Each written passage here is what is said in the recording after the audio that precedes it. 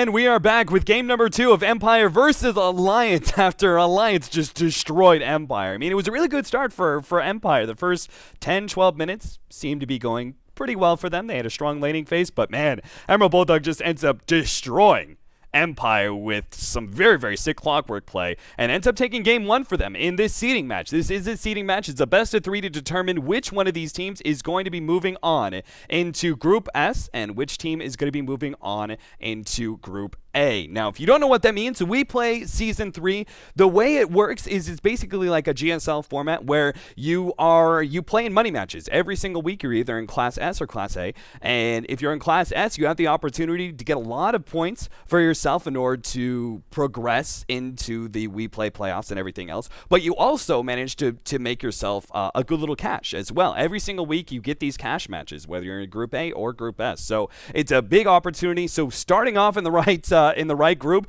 can actually make you a lot more money. So that's what's so important about this best of 3. Now, if Empire do drop this game 2 or potentially game number 3, they will be dropping onto Group A, where for the first week they will be there and will have the opportunity to face up against some of the other teams such as XPC and Power Rangers who are already there and have a chance to climb back into Class S where they will hope to remain. Meanwhile, those already in Class S, we had a bunch of qualifiers for WePlay, and there is already a group. These are in the invited teams for the WePlay League. The Alliance, Empire, Na'Vi, and one other team were all invited for Team Secret. We're all invited for the European part of the WePlay. Those were the 4 invited teams. We just have these seeding matches to determine which group they end up. There is 2 other teams already in Group S, and that is Virtus Pro and Virtus Pro Polar. Both of them managed to go through and beat out both XBC as well as Power Rangers for those 2 slots. So we already have 2 of the teams. We just need this best of 3 as well as a best of 3 between Team Secret and Na'Vi to determine who's going to be staying in Class S and who will drop down to Class A. So let's go ahead and get into game number 2, guys. Go ahead and welcome in my co-caster who has a much better mic this time around. What's going on now?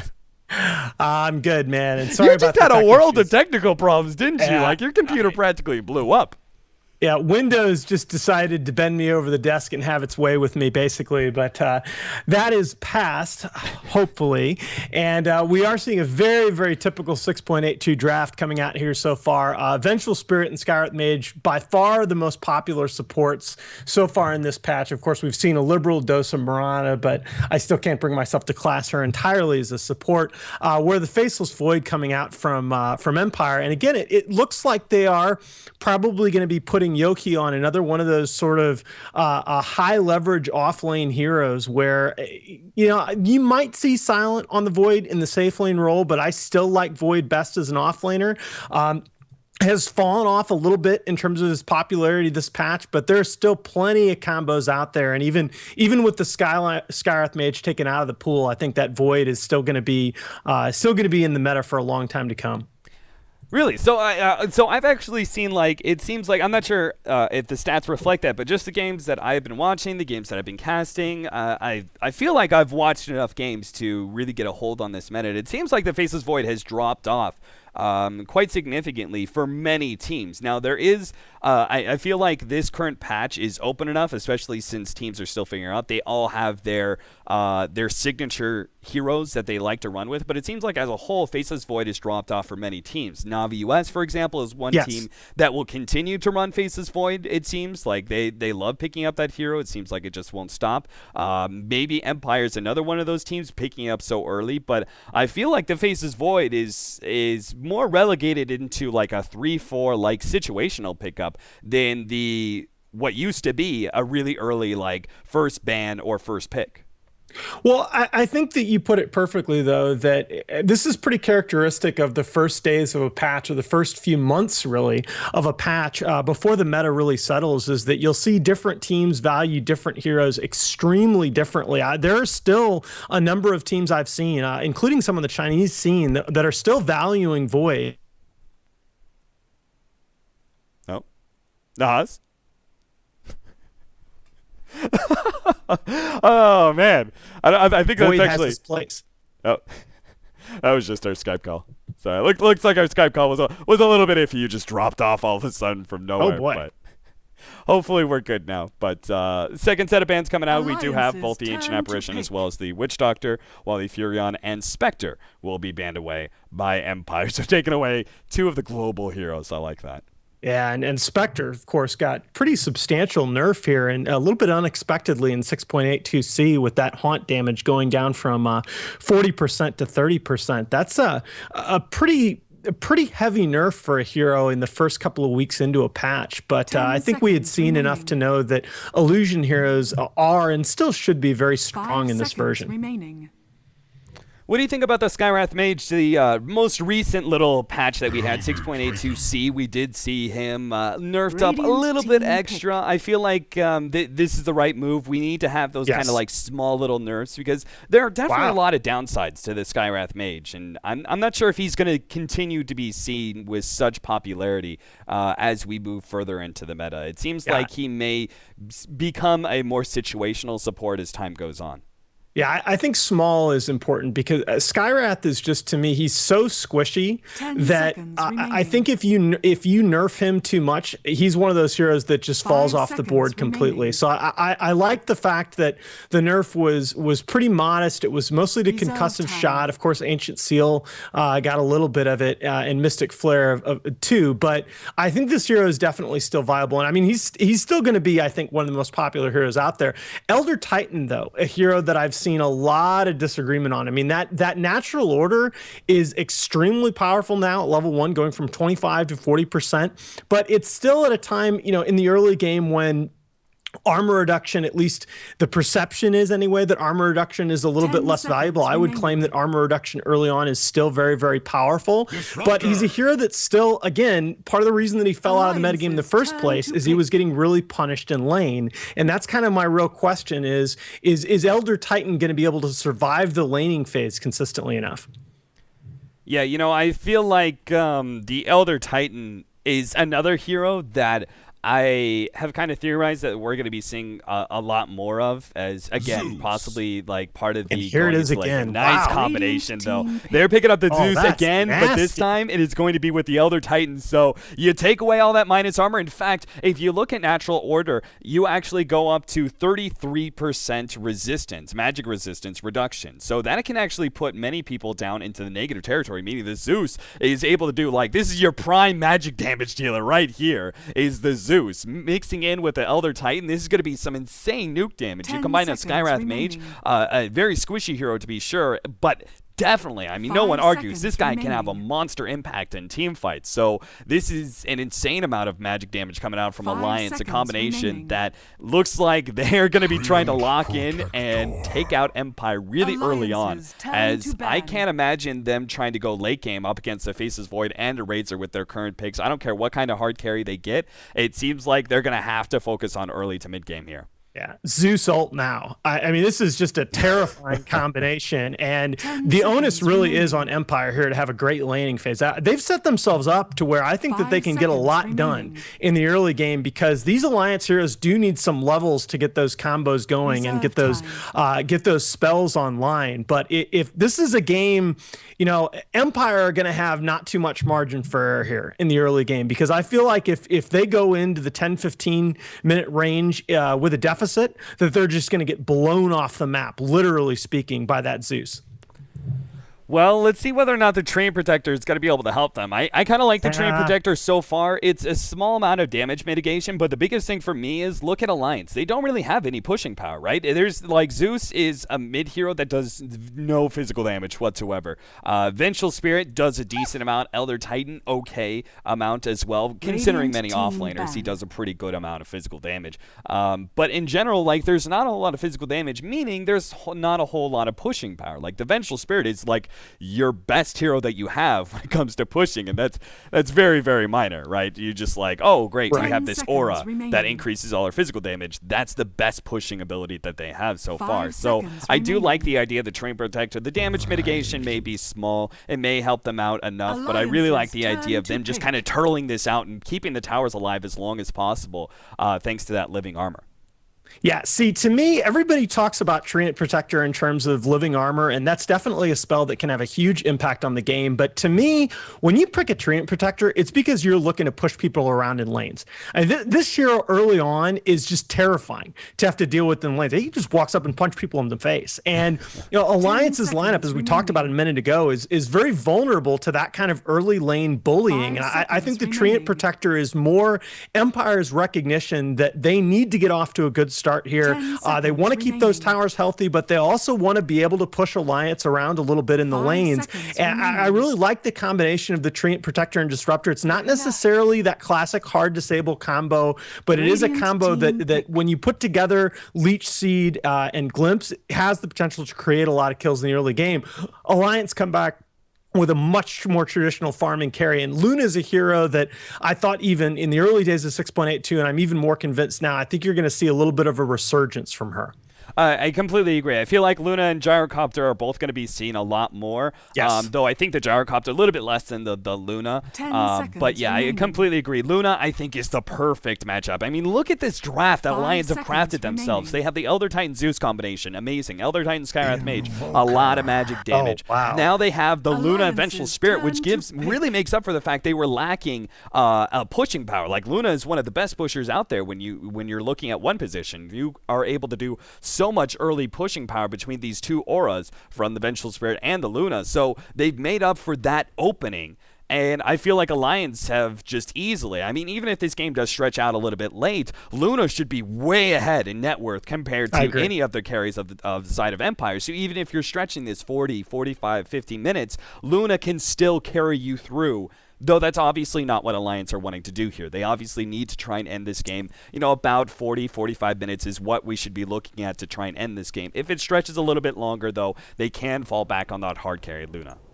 Yeah, I really like this draft coming out of Alliance for many of the reasons you mentioned. I like this a lot better than the draft coming out of Empire. The Invoker pick, I think, just puts a lot of pressure on Resolution here in the laning phase. I mean, I am utterly convinced, and I'm starting to sound like a broken record here, Empire need to win the early game, and they picked a support duo that I think is a little bit deceiving in terms of its early game potential. I do think that these two heroes can create kills for you, but their cores are just not going to be online, and I really...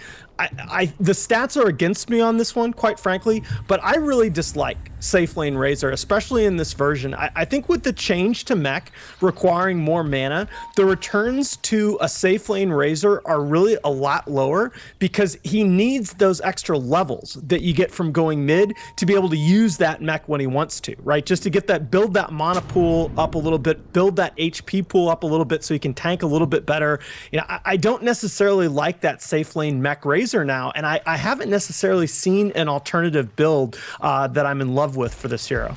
But what about in this situation where they're actually running an aggro try here and putting the Razor as a solo, so he's still getting the benefit of all the solo experience as you would in the mid, but he also has this really favorable matchup. He's going up against a melee hero. Elder Titan can still do a lot thanks to his spirit, but it's still, at the end of the day, a melee hero which Razor can bully around.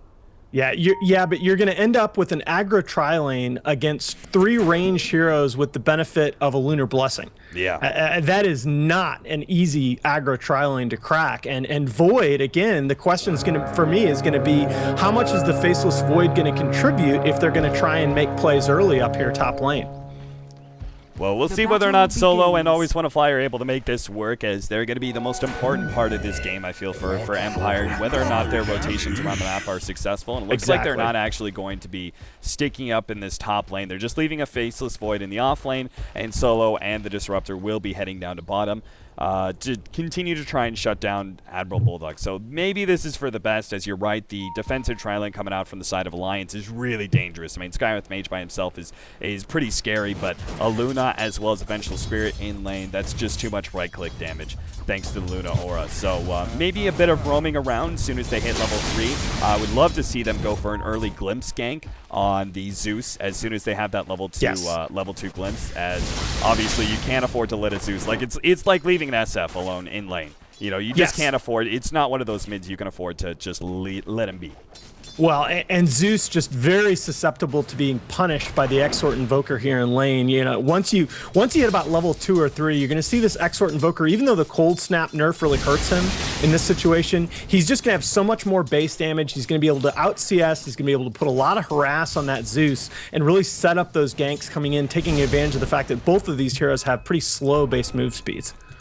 Well, Ape Mother's already done enough last hits to fly out his bottle, and he'll continue to be going for this spam. Another big reason we're seeing a big resurgence of Zeus is, of course, bottle. While it did get nerfed up a little bit, a big increase in gold lately, but the biggest thing has been, of course, the runes. And being able to have that guaranteed rune to fill up your bottle and not constantly be using the courier is a very important part of the mid lane now. So being able to have that available to you means that Ape Mother should be able to have enough spam to at least get a decent amount of CS, even if he does get denied a couple times. And can't really deny himself, obviously, because Zeus's attack animation and attack damage, well, let's face it, it's garbage.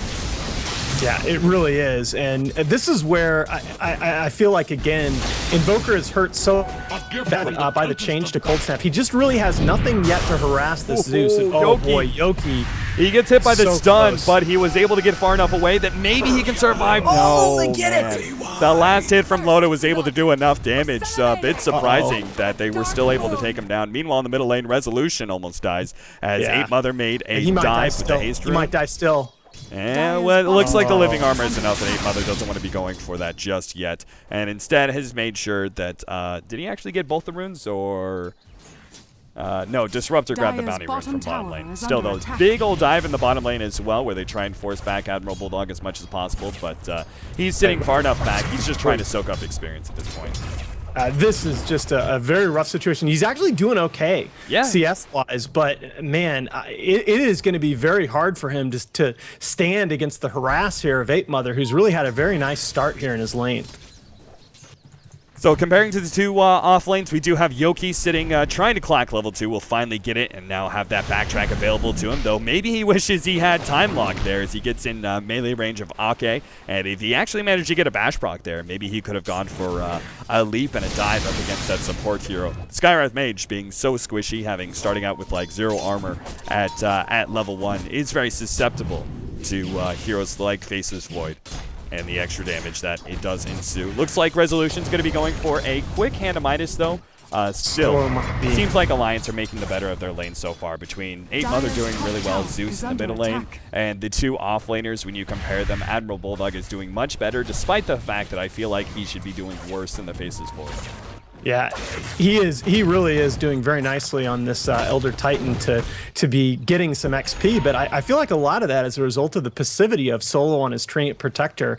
We really haven't felt the impact of him at all in the game beyond a couple of living armors. Maybe have saved Revolution's life in mid. But again, I think if you're picking a tree, you've got to pick that tree with early aggression in mind. I really don't like to see Tree played like this, where the only impact he's had on the game in the first 4 minutes here has been living armor. Well, maybe they'll be able to find some sort of opening now. They're going to go for a smoke, and with the boots that they have, they're going to go behind Ake, who is currently looking to be going for a dive here in this top lane. They're just waiting for the Faceless Void to reveal himself, but if they end up running into Ake, he's done for. So, Solo, their smoke is going to pop. Now. They start wrapping around. They're going to be immediately in melee range. Ake, whoa, the smoke is popped. They should know something here. Finally, they get some vision. Yoki will start backing himself up. They need a proc. Oh, no, they're not going to be able to get him. Maybe not. The tower. Couple of right clicks, not going to be enough. Solo really trying to catch up. Sunstrike nicely laid by Resolution. Now they're going to be able to catch up to Misery here. As a glimpse back, maybe they could get 2. Locking him inside with the kinetic field. Misery having no hope to survive here. Will be taken down. Good rotation from Empire. And right as you started saying, you know, Empire need to make better use of this Train Protector. Need to start being a bit more aggressive. Sure enough, they smoke up and find 2 different kills. Well, the funny thing was, right, they didn't realize, the Empire supports didn't really kind of realize what was going on as their smoke got popped as a result of some of the map changes, right? But you couldn't have scripted it any better as it worked out, because Resolution gets the Sunstrike kill, propelling him past Ape Mother Zeus to level 6 here. He has a slight XP edge, and then they're able to pick up another kill on top of that. Alliance are going to try and respond here, but Resolution pretty well positioned. Oh, no, he's going to be running slightly to the left, ends up getting hit by that stun, and they should have enough resolution. Actually, 8-Mother doesn't have enough mana for their ultimate. They finally get it with the Elder Titan Spirit, but Misery is going to be in some trouble. Oh, Big Nuke comes out, finishes off that support here on Misery. Will just barely go down as the Force Spirit able to finish him off. Meanwhile, Always Wanna Fly going to be chased down by that bolt from Ake. A 1-for-3 exchange in the favor of the side of Alliance. And once again, Alliance making the better rotations around the map. And a big part of that was Admiral Bulldog coming in from the side, able to finish off the Invoker and also add his natural order to that big lightning bolt that went down on the Tree Protector, which is a very tanky support, but that much nuking damage just wipes him out. It was just crazy. I mean, the impact of Admiral Bulldog in that fight. Look at his build, right? 3 points in the Spirit and 2 in natural order, and you could just see the damage coming out in that fight. That was not their raw damage. A lot of that was the boosted damage due to the Elder Titan aura. Very, very nice play there coming out from Alliance. And it seems like I agree with it. I think both you and I have kind of talked about Elder Titan a number of times and talking about the possibility of the early stomp. But this is one of those games where I am like fully behind a 0-4-4 build, just because that natural order is so important when being run with like a Skywrath Mage. Even the Luna has a lot of nuking damage, but obviously the Zeus combination. They're going to find Ake here, trying to lock him down with the kinetic field, but it'll be solo. Whoa, maybe that wasn't the play to go. Glimpse actually puts Ake in a much better position than he was before. Sunstrike, almost enough damage as he's left with just 3 HP. Now Admiral Bulldog has the turnaround here. Living Armor's going to help out, and Yoki joining in some of that damage. Admiral Bulldog should be fine, as I doubt they'll have enough damage. They do have a Leech Seed, but this is going to require them to die pretty deeply if they want to go for this kill. Time lock proc, and maybe that's enough. Yoki has a leap, will be able to get a couple more right clicks solo. Maybe he needs to do the hit. No, Admiral Bulldog, how is he still alive? He's actually still good, wandering between these heroes. Finally, Silent will be able to catch up. A 1-for-1 exchange so far. As Always Wanna Fly is going to be forced back. Misery, meanwhile, unable to catch up to any hero in particular. And it looks like he'll be just forced to CS as Silent comes back forward here. Sunstrike. Oh, Misery going to be dropping low here. Silent has another plasma field. He knows Misery's trapped, and he knows there's probably no resistance that's going to be coming up here from the side of Alliance, but he's not going to be going for the dive. He could have tried to, and he probably would have gotten the kill, but with 8-Mother coming in, it would make it a bit too risky. So close on those Sunstrikes, nicely targeted, but just not quite enough damage yet to kill. And nice job, though, by Empire to create the space for resolution to get that Midas when it looked like early on in lane that he might have a really hard time against 8-Mother Zeus. He's now a level up with that Hand of Midas completed at the 8-minute mark. And 8-Mother has certainly been impactful so far in this match, but hasn't really pressed his early advantage in lane like I thought he would. Yeah, they try and give... I love the fact that our Razor is really moving around the map. You have to pick up probably level 7, level 8 before you start doing this, but not even waiting for the mech. Like, trying to be a part of those team fights, I think that was a very important part, that he was up there in that top lane. Otherwise, that easily could have turned around on Empire. That could have been a very nasty fight for them, as making a bit too big of a dive. But this Plasma Field, when it's maxed out, it can threaten even, like, regular... decently tanky heroes, but when you get a squishy hero like Luna, this Razor, just one plasma field knocks you down to almost half health. So this is something that, when combined with the Sunstrike, is going to be a really great way to force Lo to be defensive. In fact, you can see he's not even messing around. Just like the Naga Siren from last game, he's going to be going straight to the jungle as soon as he feels any pressure. Yeah, I really like what they're doing here in terms of using the Razor. I was critical of the Razor pick. We do have a smoke here from Alliance, so I may have to cut this short. Was critical of the Razor pick, but I like how they're moving him around the map. Generally, safe lane Razors tend to be way too static for my taste. Empire using this hero dynamically, solo in a great deal of trouble. Yeah, he gets popped rather easily. They end up finding him with the smoke yank. Now they're actually going to rotate in, and Misery, well, they send him back instead of trying to go for the kill, probably for the best, as they just want the tower. A couple right clicks, they do get it. Now the question is, will they be able to get out successfully? Loda's actually low. They're going to try and turn on this Silent. He's going to go for it. Ultimate goes off from Zeus. Not going to be enough damage just yet. And the nuke goes out. Loda turns around, dodges the Sunstrike as he kills the Razor. And the last little bit of damage from that unstable current brought Loda very low, but not quite low enough. Bottom lane, we do have Yoki locking in 3 heroes with the Chronosphere, but underneath the tier 1 tower, they just lost the fight in the top lane. It's not going to be enough for them to capitalize off of, and Yoki will just leap himself to the right side here, where none of Alliance are going to be able to catch him out. So 4-9 now, 10 minutes in. A decent exchange once again for Alliance, as they start bringing that gold lead back into their favor after it's been quite a roller coaster ride so far.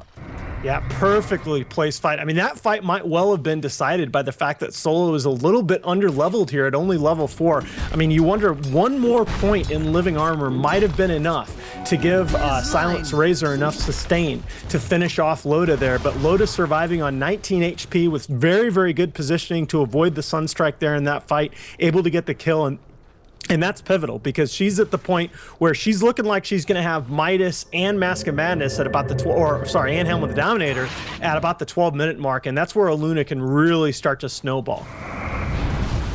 The spam keeps coming out. They really need to get these supports. Unfortunately, the team fights haven't gone as well for Empire as I think they were hoping to. Yeah. And the supports, like you said, the Terrain Protector being underleveled there. I'm looking at the Disruptor going, you know, you're really not that impactful of a team fight hero until you have your level 6. So they need to find those levels here in the next couple minutes before they go for any more of these skirmishes, because I feel like that is going to make a big difference. You compare that to the Skywrath Mage, who is currently sitting at level 6, and hell, even the Vengeful Spirit, whose ultimate isn't as important as the Disruptors to the Skywrath Mage, but can still play a pretty big impact in certain clutch scenarios. You know, those are the kind of things that make differences in these small skirmishes around the 15-minute mark.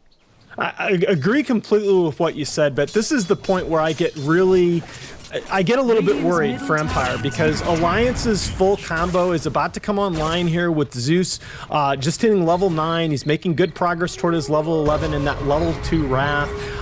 They're going to have a lot of damage output here coming up at about the 15 to 18 minute mark, and I'm not sure that Empire is quite ready to deal with that just yet. Nice. This would be a great gank on Loda if they can make it happen. Yeah, Kronos here is going to lock down Loda. Sunstrike should be able to land it with the Plasma Field coming in. That will be enough nuke damage. Loda cannot possibly survive through that. Still, though, that was two different ultimates being used between the Razor as well as the Chronosphere. It was a great lockdown, to be sure. It was definitely worth the investment there from Empire. But it does kind of worry me that those ultimates, especially the Chronosphere, won't be available for the next 2 minutes, and I think Alliance can really take advantage of that. Well, what worries me is that despite that kill, Loda's still leading the board in net worth at 6K at the 13-minute mark, has his Midas and his Helm of Dominator going halfway to his power treads now.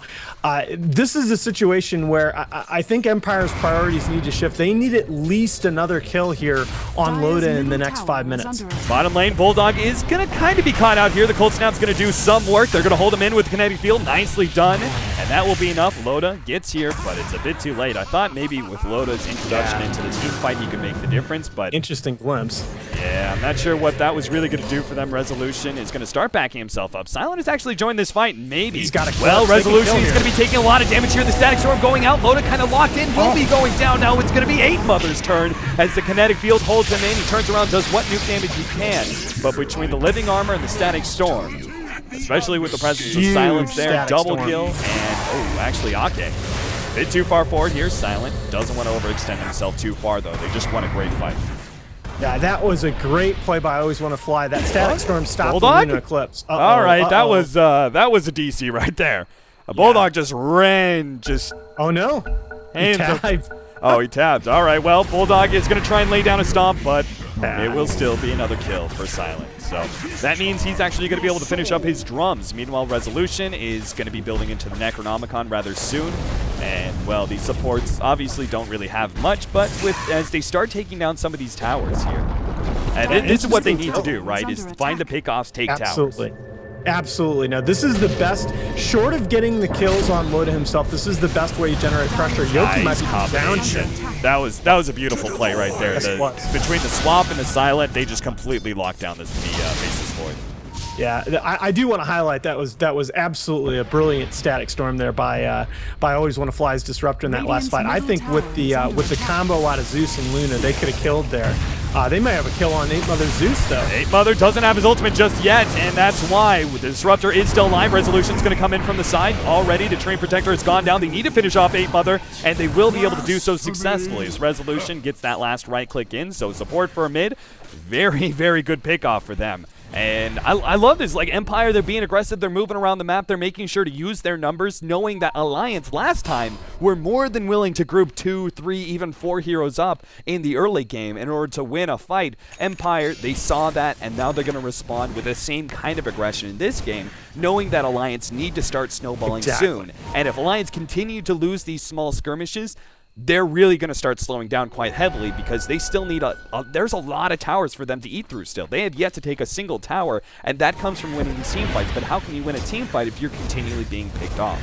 No, I think this is great recognition of the situation from Empire, and I think it's typified if you look at for a second at Silent's build, that he's chosen to build both the mech and the drums before his Aghanims, which is pretty unusual on a pro Razor nowadays. But they understand that this is the time in the match where they really need to make something happen. They're kind of on the clock as far as that Alliance team fight combo goes, and this is their time to take fights before that Alliance combo comes fully online. Interesting here, Bulldog with the late Midas on his Elder Titan. Slow's going to come out. Resolution really committing to taking this tower and forcing the rest of the heroes back. They will be able to tank it, but a beautiful stomp there. Now they're going to set up. Silent taking the full brunt of Loda and the rest of his crews. They lock down 3-man Chronosphere. Nice. That is beautiful, but what can Yoki really do? Maybe he can get 2. Really Solo actually managed to get the kill on the support. Meanwhile, Aki will also fall. 8 Mother being trapped in by that overgrowth as well. Silent comes in, finishes him off. 3 heroes go down on the side of Alliance, as a great stomp there from Admiral Bulldog gets met with huge amounts of resistance, as Empire, sure enough, willing to group up. They had 5 heroes there, and that was really what made the difference.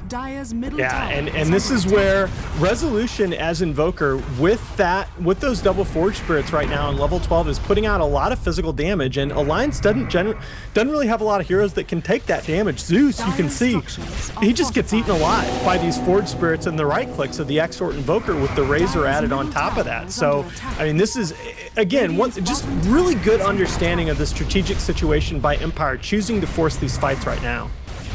Yeah, and I love the thing, with the buyback coming out from Silent, again, it just reinforces what you were saying, which is them forcing the fights right now, trying to win these fights right now so they can push as many towers as possible before we get into the full mid-game where Loda's a beast, he has his BKB, and the Zeus just overwhelms their puny enemies. So, but another thing, Living Armor doing a great job keeping these towers alive, but Solo, unfortunately, in his zeal to try and come and defend this tier 1 tower, ends up getting caught out by the 2 supports, and they will end up giving it up to Loda, who gets that last hit. Resolution now trying to chase that. Admiral Bulldog, this is risky, as he's trying to use the haste rune. Cold Snap going down. Really good play from Resolution, but I'm not sure if it's going to be enough. Here. He's really gunning for it. 8 Mother picked up the Blink Dagger. He's going to go for this last hit. He doesn't have his ultimate anymore. He already threw out all of his damage. Meanwhile, Bulldog is going to be taken out, it looks like. And between the Thunderstrike as well as the Urn, it's enough damage. Now, Always Want to Fly will be dying for that kill, but well worth it at the end of the day. Support for an offlaner, and that also gets Necrobook number 2 to the Invoker.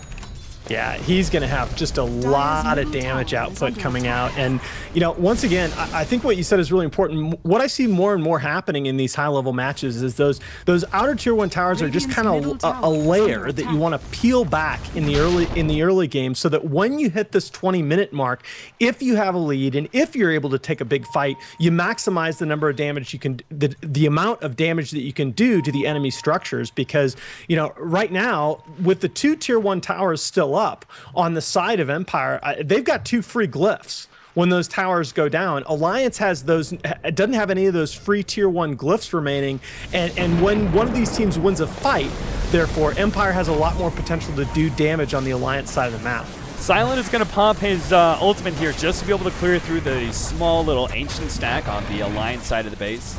Probably a pretty good use of the ultimate, as I'm not sure if they're going to be able to push down any towers just yet. Empire are going for a smoke gank, but aren't going to be finding anybody members of the Alliance. At least they're going to be able to get up some wards. What do you think about this this Gloves of Haste here on Silent? It is way too late for Hand of Midas, I feel, except for the fact that Admiral Bulldog picked up a pretty late one. So I'm guessing it's got to be a Maelstrom into a Mjolnir, but it's a very odd build that we haven't seen very often from Razor.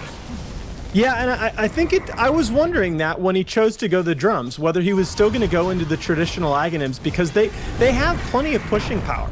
with the Invoker and about to have his, he does have his Necro 3 done now. You know, Razor can go a more traditional sort of right-click build, building Razor more as a carry where we used to see him a year or two ago. And I think this is going to be interesting. I want to see how this build works out for Silent. And you know what? I got to give you credit because back in the draft, you were concerned about Alliance's lack of push, and you were concerned that Empire was going to be able to exploit that. I was thinking that no, that probably wouldn't happen because the time that Empire was going to want to push in the game was the time that Alliance would have their big combo online. But by taking some of these fights, just at the time of the match that they took them, Empire's been able to make that pushing advantage really work in their favor. Yeah, it seems like Alliance, I'm not sure, like, I really felt like the Luna really made up for the fact that they were lacking so much pushing power, and I felt like, oh, this living armor is going to be such a pain, and it really has turned out to be quite the pain. But Alliance just, I'm not sure if it's the fact that they're losing a lot of these smaller skirmishes and they're not grouping up, but at this point in time, you would expect them to be fully 5-man and just gunning for team fights because that's what the Zeus Elder Titan combo is all about, is you should just overwhelm the enemy team. But now, they're so far behind that maybe they can't take these team fights. I mean, a 3,000 gold lead and only a 2,500 experience lead may not seem like much, but I feel like Alliance, this is a lineup you can't operate from behind with. You have to be ahead in Golden Network. I mean, I don't know. I still feel like you've got to force fights at this point because, yes, Loda is going to be a beast in the late game, but you don't really have any other chips on the table.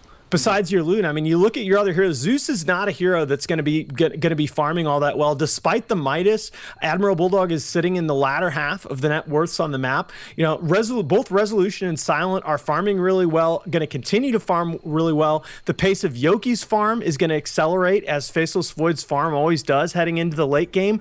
I really feel like Luna, if she chooses to stretch this out and try and go late game, is going to end up in a lot of fights where she feels like she's 1v3. It's just not a favorable situation for her. I'm very puzzled why Alliance isn't being a little more aggressive in trying to take these fights. And I feel like a big part of it is you have to have your BKB for Luna in order to really force 5-man engagements, but that's something that's still missing on Loda. He chose to go for the Helmet Dominator, Midas, and a Yasha. That is a very farm-oriented build. You delayed your BKB by quite a lot, and I feel like that's really the missing piece of the puzzle for Alliance and why they're not 5-mining up. And there it is. I mean, just because...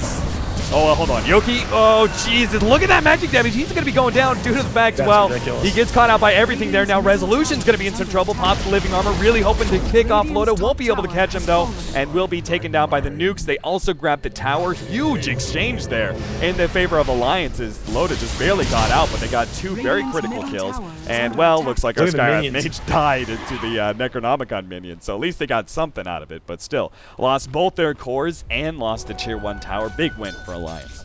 Yeah, wow. The item builds in this match have been really unusual, but just as we say that Alliance, or kind of question why Alliance hasn't been looking for these engagements, they take a big one, probably the biggest that they've taken all game, taking 2 of those 3 cores down on the side of Empire, and that's going to be really important for the Luna because as this match goes on, and again, Loda's chosen to complete his Manta style rather than the BKB. That's...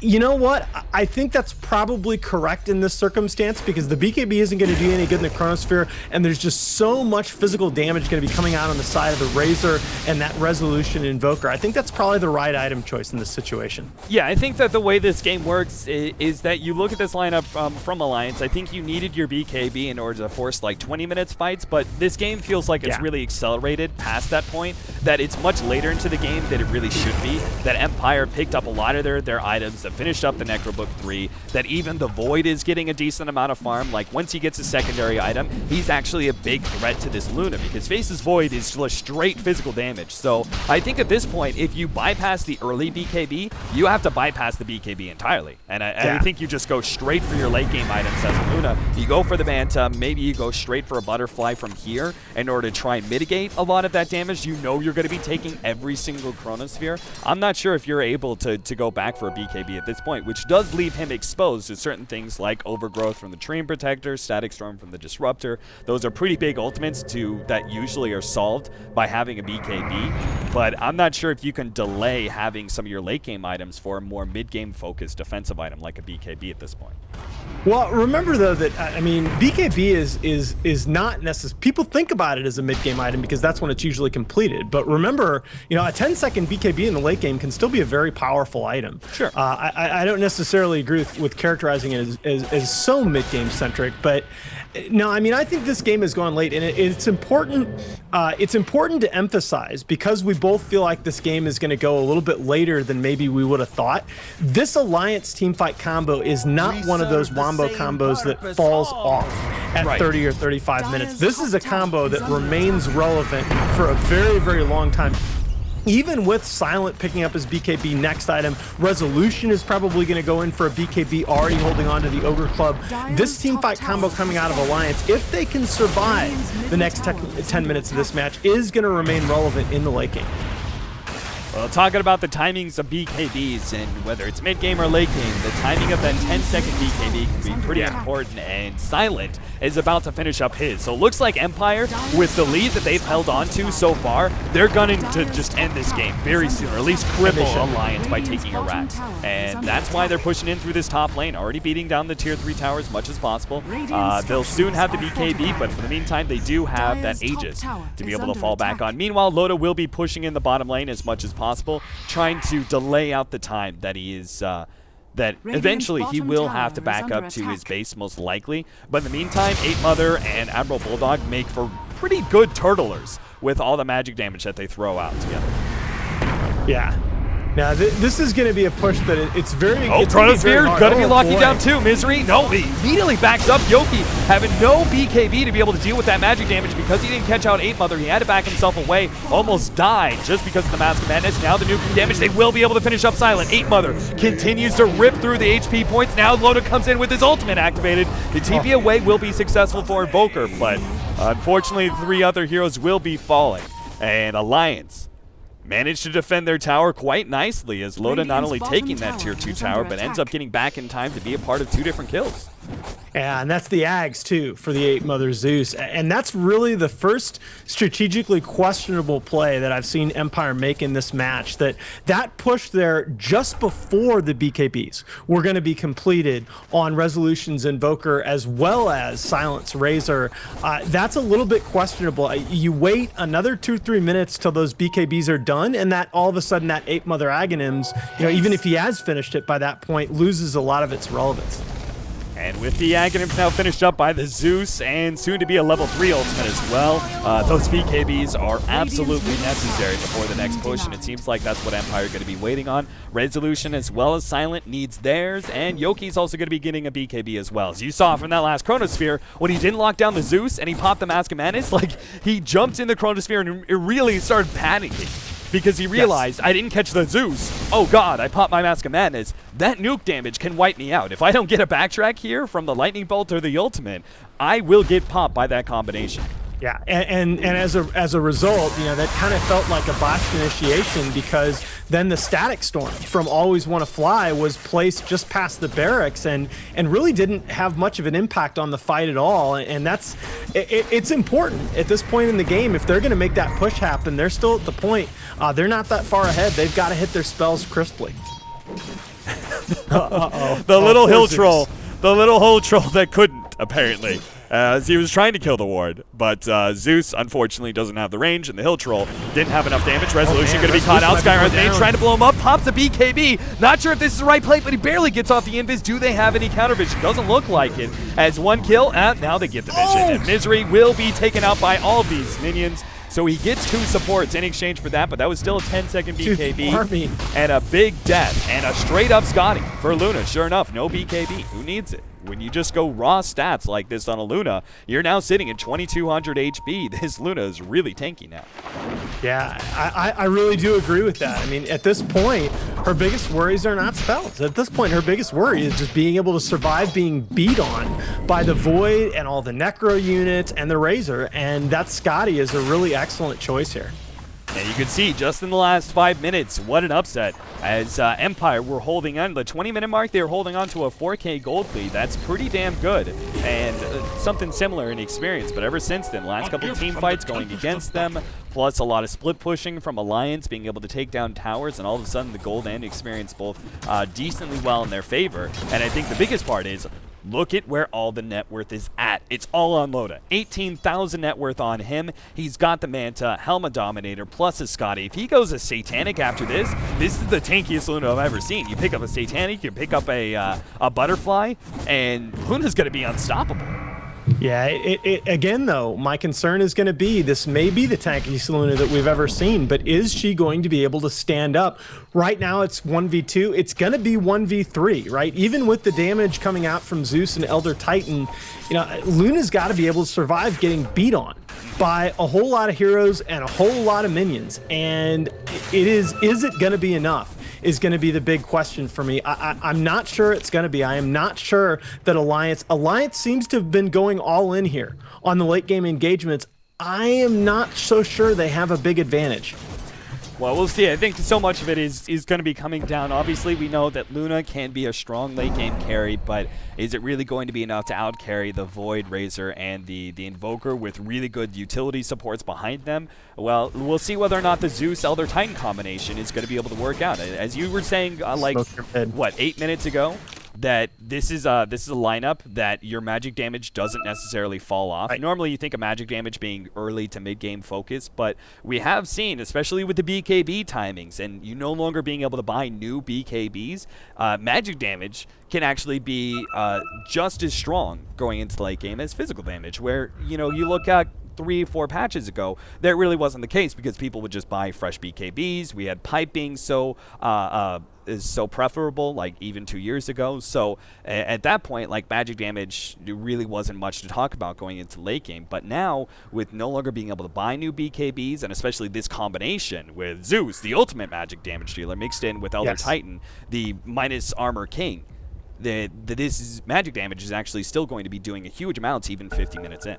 Yeah, and you do see that in the statistics. You see it very strongly because a couple patches ago, you would look at the damage dealt by heroes like a Venomancer, for example, like you know, there's never been a lot of data on Zeus, but it would be much, much bigger. In terms of damage per minute, it would be much bigger in shorter matches. That's no longer the case. Yeah, wow, this is something you can't really afford to be doing.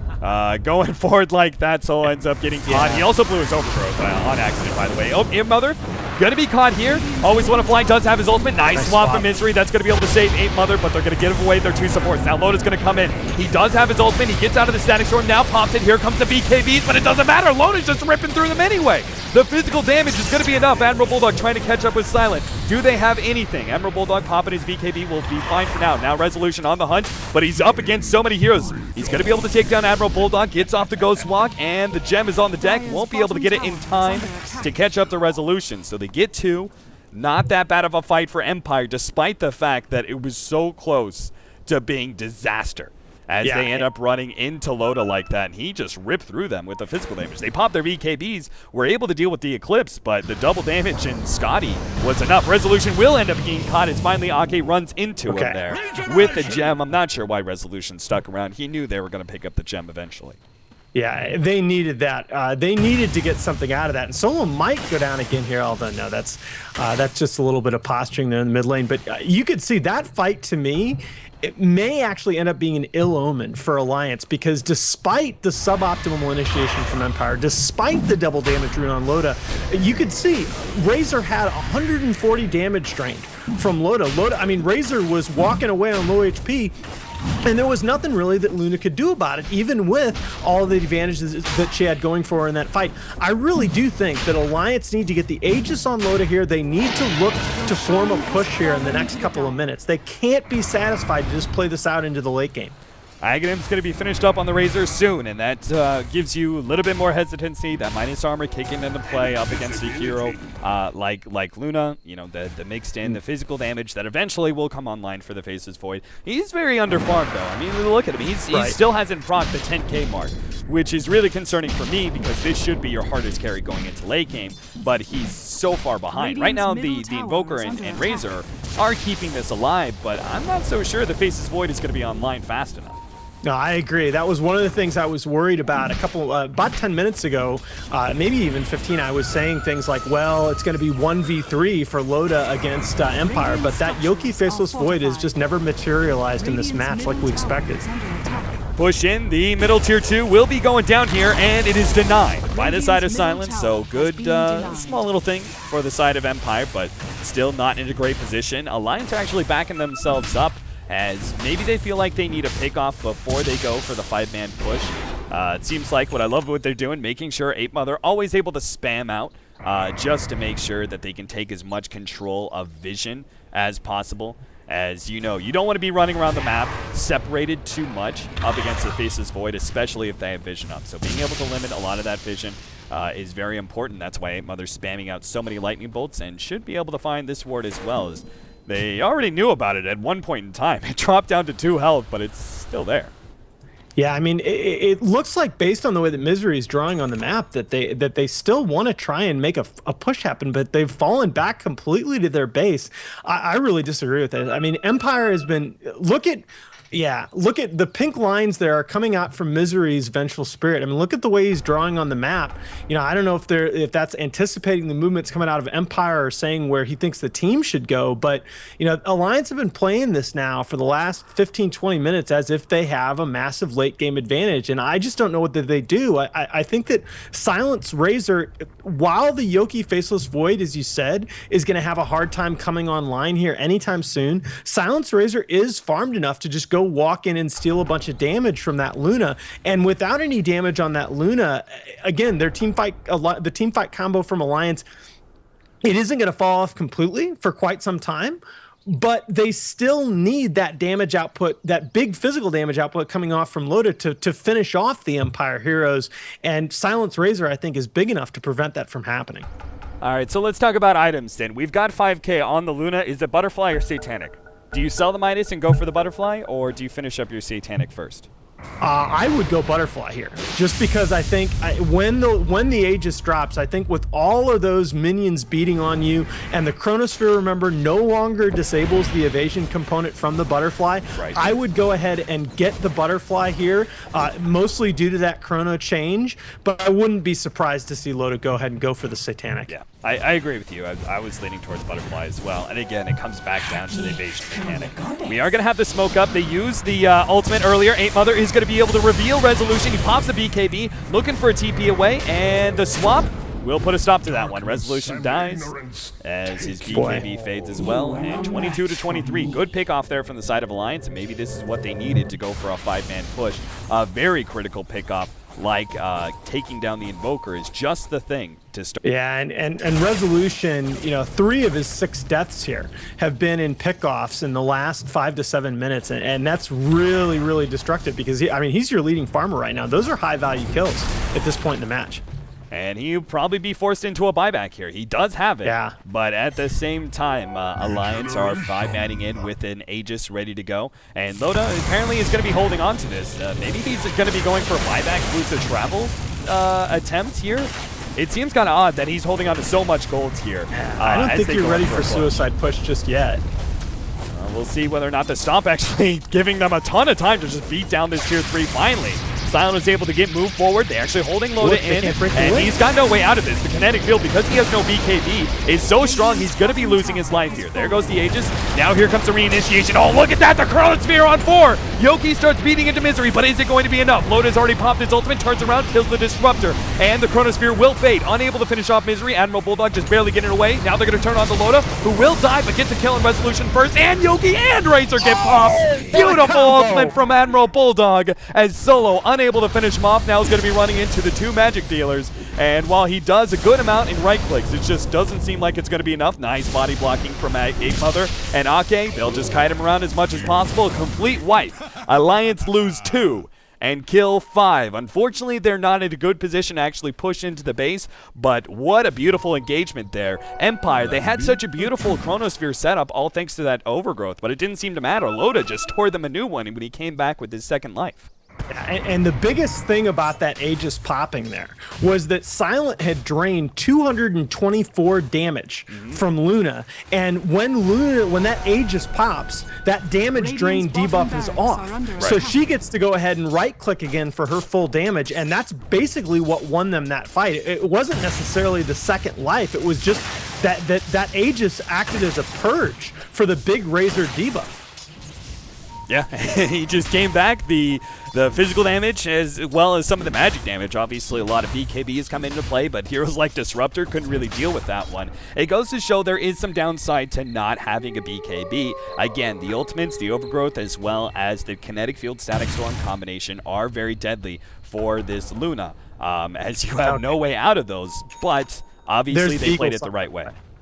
There's the Eagle song, by the way, coming out on Lotus Luna, so he is going to go in the direction that we suspected with that Butterfly. And again, Yoki really trying to catch up on farm here, top lane in his Faceless Void, not making much progress. That last fight really destructive to their chances. I mean, we thought Empire got enough done, right, in that early mid-game phase. But again, it all goes back to the fact that this Alliance spell combo is going to remain relevant here, at least for another 10 minutes in this match, if not 15. And that just played a big role in that fight. They really played that beautifully. I was worried that they weren't going to take advantage of that Aegis. Well, I think there's something about the reign of the Tinker not too long ago. Really showed us the power of Dagon, even going into late game. Resolution almost getting caught here. Okay, he's going to turn on his BKB and try and turn it around, but he's got to be careful not to overextend himself. He does have some support coming in. Both Yoki and Solo are going to be coming in. 8 Mother popping the ultimate. Loda not going to be coming into this team fight. They get the kill, and the ultimate snaps back Resolution. In fact, they're going to try and pop him here. 8 Mother goes for a static storm, holding him in, silencing up. He's unable to get off any extra magic damage. It looks like Silence should be able to get that one kill. Turns on to Ake next, who gets glimpsed back. Takes another. Chronosphere, meanwhile, locking down Loda. Oh, this is big. Yoki's going to do what damage he can with the Meteor over the top. Loda has no chance of surviving through that one. Triple kill for Silent, 28-28, as they start marching downhill into Alliance's base. Boy, I can't help feeling that Alliance got baited there. I mean, I thought that was going to be the 4th straight time that Resolution would have gotten caught out of position with Ghost Walk to that Zeus reveal, but the rest of Empire were there behind him to make the fight happen. They hit that spell combo crisply and were able to make just a huge rebuttal fight in that mid lane to answer for the Rax engagement down bot. And it is worth noting, that while Alliance did get a lot done in the engagement before that, the barracks are still standing. So this is very much anybody's match, to be sure. And the one thing I worry about again is that both Silence Razor and Resolution's Invoker are keeping up with Loda. He hasn't created that net worth gap that a Luna is capable of creating. I still do wonder. It boils down to the fact, is Loda going to be able to fight 1-on-2? Well, we do have some extra reinforcements even coming in from the supports on the side of Alliance. We have a Dagon 2 being finished up by Ake, so even more magic damage there. Eul's Scepter is going to be picked up by 8 Mother. Yeah, I mean, why not? If you've got that extra kind of... the Ancient Seal and the Natural Order reductions do stack. Right. Exactly. So it means that your Dagon 5, like, you're basically getting, what is it, 33% plus, like, it's another 45. Holy cow. I was going to say 35. 45%. Increase of damage there from the Ancient Seal. So you're almost doubling the magic damage you're outputting. It's pretty insane. Yeah, I mean, those spells are going to hurt, and they're going to hurt for a long time. In fact, you got to ask if they're ever going to really fall off at the time that this match is going to go. But Empire going to force a little bit of action here again up top, and I think this is really what they need to do. I don't really see the game to either team to try and take this ultra late game. If you feel like you've got an advantage, you've got the items that you want complete on almost all your heroes. I mean, it would be you got an Ags Disruptor now. That is huge right there. I'm not sure how. Like, my immediate focus, like, obviously you can get the Chronosphere, lock in the back, but if not, like, even just locking down Loda inside the kinetic field and just playing around with him, like, really abusing the fact he's got short range.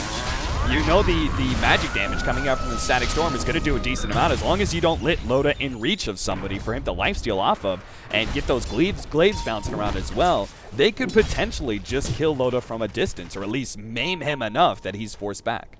Well, I mean, that to me is always a possibility when you see that disruptor on the field. That Aghanim Scepter purchase, when it does come up on the Disruptor, can be one of the more impactful item purchases in the entire game. I mean, he's now in a position where if he hits that perfect Static Storm, he can win a team fight for his side almost by himself. You can see Alliance very afraid to split up at all. They're running a 5-man here as they push in the bottom lane and run the rest of their heroes behind them just to make sure it's okay. They, of course, know that Roshan's going to be coming up very soon, but look at that. That is a huge upgrade. The Refresher for the Razor, the double Eye of the Storm is ready to go, and we've seen this one in the late game countless of times, and it is destructive as all hell. Like, it just doesn't even matter, especially if he's able to get... Well, actually, I take that back. I was going to say the Aegis and the interaction there, but I suppose that was actually taken away. You no longer keep your Eye of the Storm after you die with the Aegis.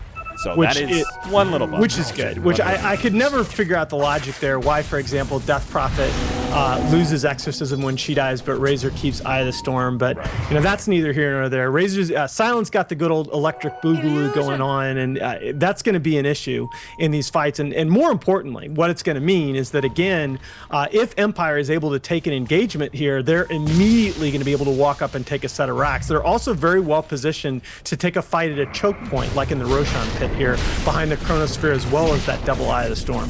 They're going to start beating into Roshan, but Alliance are already kind of set up. They do have the Stomp that's going to go down, delaying Empire even further, and Empire may end up backing out here, just for fear that Alliance are ready to go. Eight Mother's going to kill the Vision first, and now that Empire are blind, even less likely that they'll stay in the pit like that, and sure enough, they'll back themselves up, push in the bottom lane first.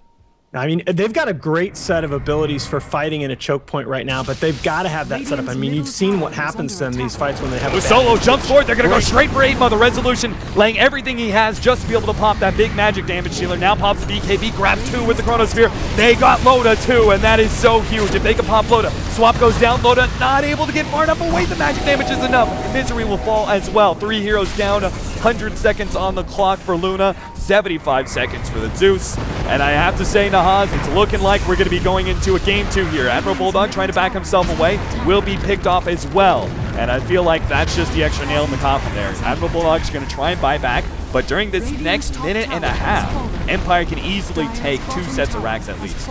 Yeah, it just comes down, again, Empire able to just deal so much damage after a 1 engagement because of those Necro minions on the Invoker, because of the Force Spirits, because of the Aghanim Scepter on Silent. They got the items that they needed to just do a ton of damage if they were able to take a fight, and they executed that fight very well. Again, it just came down to the fact that Loda can't do it all by himself. I mean, this isn't necessarily a failure by any of the individual members by Alliance. It's just a very good strategically executed game by Empire. Second set of racks will be falling. Still another 45 seconds before Luna's up, but they probably will be able to fight around the Zeus. Or at least try and push back, even if it's not a straight-up fight, poke at Empire and hope to try and save the last set of racks. But unfortunately, the Tier 3 tower already low, and it looks like we may lose our full sets of racks before the Zeus is even up. Now they're going to jump in. Resolution pops his BKB in time, already taken a lot of damage, but not enough for Bulldog to finish him off, especially with the living armor coming into play. Mega Creeps online, and Alliance, more pickoffs. Arcade's going to go down, Static Storm being laid down, just a one-man Chronosphere. Misery tries to swap out 8 Mother, gets off an ultimate, but still not enough to finish off Resolution. Everybody's still alive from the side of Empire, and everybody dead on the side of Alliance means that Empire will be able to clean up this throne, and that just means 45 minutes in, Empire take game number 2, and we will be pushing on to see the full extension of this best of 3. Yeah, and I mean, some of the folks in the chat, as Loda lets down sort of a last-minute eclipse here, saying that I may be favoring Empire a little bit. I mean, it just makes me happy to see both of these teams finding their footing a little bit, putting on some good performances. And hey, I always want to see more Dota. So as you said, we are headed for a game 3. He's just man-moding through everything. Yeah. He's going to be able to kill the tree. Unfortunately, it was one big Hail Mary. I'm surprised how much damage he output. Like 1 versus 5 like that. The fact that he even brought any heroes low is very surprising, but Loda trying to do what he can to fight up against the rope. It's not going to work out, though. Yeah, and the story of the match, man. I mean, Loda had a wonderful game, but he just wasn't going to be able to do it by himself. That resolution and silent both and just incredibly solid in this match. And I really thought after an early game when they were a little too passive for my taste, that Solo and Fly came back and played some really good supports here later in the match. Really made their presence felt. 4-4 and 20 on that disruptor. I'd be tempted to give Fly the player of the game. Yeah, and I mean, I just one small thing. I want to point out that Yoki, you look at his item build, he was holding on to a lot of gold, but you can see that he was still not a full Faceless Void. Like, he was still that kind of like mid-game Void at 46 minutes in. He was still so far behind. He just goes to show power of the Razor and the Invoker, man. I mean, that was a lot of that was just that last team fight. They got a big pick-off, but Razor and Resolution, Silent and Resolution did so much to carry that game that they didn't even need the Faceless Void hard carry necessarily. They ended up winning the game before that was even necessary. So very well done. Empire as a whole looking much, much better in game number 2, especially the latter half of game number 2 than they did in game 1. And that means, well, with both teams looking pretty good in their respective games, we're going to be jumping into game number 3. I'm sure it's going to be one hell of a series.